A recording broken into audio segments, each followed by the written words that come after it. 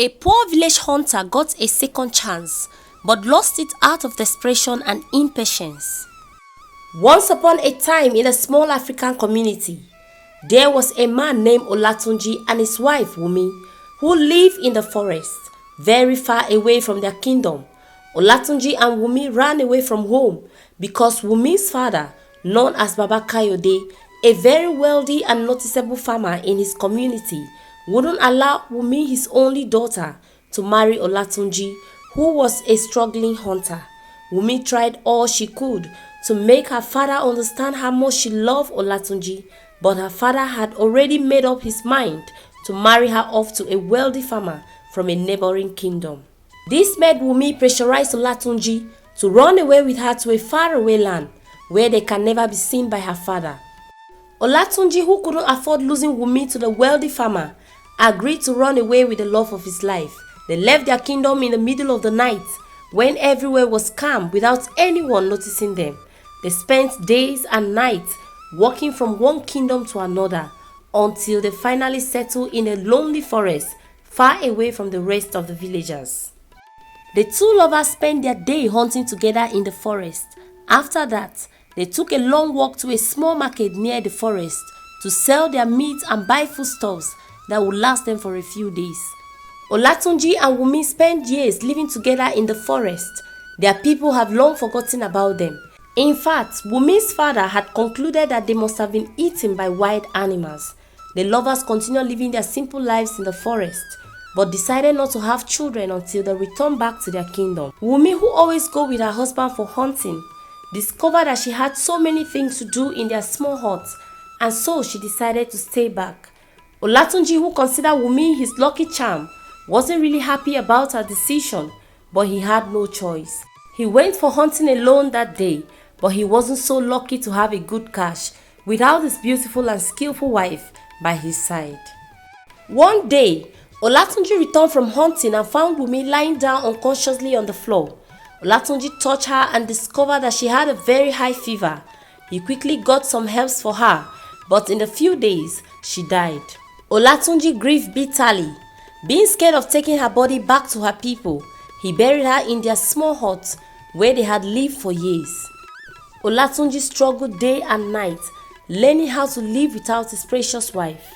He felt so lonely without her that he made a wooden door about his late wife's height and size to keep him company. He even dressed the door up with her clothes to make it look exactly like her.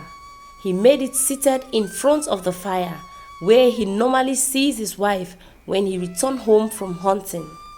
Looking at the doll, he tried to think his wife had returned back to him. Few months after burying his wife, he decided to resume hunting. He went out very early for his hunting, and when he came back, he went straight to where the wooden doll was seated, greeted it, and told it how his day went. He chatted with the doll as though it was a human being, hoping to hear its response. It was a difficult one for him, as he had to cook and do all the house chores all by himself. A whole year passed and it still feels like his wife just died few days ago. Olatunji couldn't let go of all the good memories he had with his late wife. One fateful night, he came back home from hunting and found some wood by the door and a fire within. The next night, there was not only wood and fire, but a piece of meat in the pot, nearly ready for eating. He searched round to see who could have done this, but couldn't find anyone. The next time he went for hunting, he decided to return quickly to find who was doing all these things for him. It can't possibly be the doll, he thought within himself. And so, on that fateful day, he came back very early and decided to walk in quietly. While he was still a long way off, he saw a woman going into the house with some wood on her shoulders. He was surprised, and so he increased his steps and walked faster to see who she was. He quickly opened the door, and in place of the wooden doll, he saw his wife seated in front of the fire. He screamed out of fear. He couldn't believe his eyes. Was he dreaming? It must be her ghost, he thought within himself. After a long silence, his wife finally spoke to him in a gentle and soft tone. "Don't be scared, my dear husband. The Great Spirit felt sorry for you because you wouldn't be comforted, and so they let me come back to you with a condition that you must not touch me until we have seen our people and asked for their forgiveness. The day you try to touch me without doing what the Spirit had asked us to do, I shall die." Olatunji listened to her words carefully. With so much excitement, he promised to do exactly as the Spirit had instructed. Olatunji was extremely happy to behold his wife seated right in front of him. It was like a dream to him, a dream he never wished to wake up from. His wife lived with him and does all she used to do for him, but he never came close to her until one day he said to her, "It is now 2 years since you returned from the land of the dead. Let us go back to our people and do that which the Spirit had asked us to do, so that I can touch you again." They got ready in a few days and set off for their journey back to their kingdom. It was a long journey that was going to take them 6 days before they get to their destination. And so they prepared food and all that they would be needing for the journey. When everything was set, they started their journey back to the kingdom where they had run away from many years ago. On their way, it began to rain heavily, and they looked for a place to rest and continue their journey the next morning. After the rain had stopped, they found an empty hut and decided to stay there for the night. They made fire to keep them warm as they both lie down on their separate mats and were ready to sleep, when Olatunji's heart suddenly started beating fast, and he stretched out his arms to his wife. But she waved her hands and said, "We haven't seen our people yet. Please be more patient and remember the warning of the Spirit. Please, my dear husband, it's just a matter of a few days and all will be well again." Olatunji was so carried away that he wouldn't listen to what his wife was saying to him. All he wanted that night was to feel the warmth of his beautiful wife.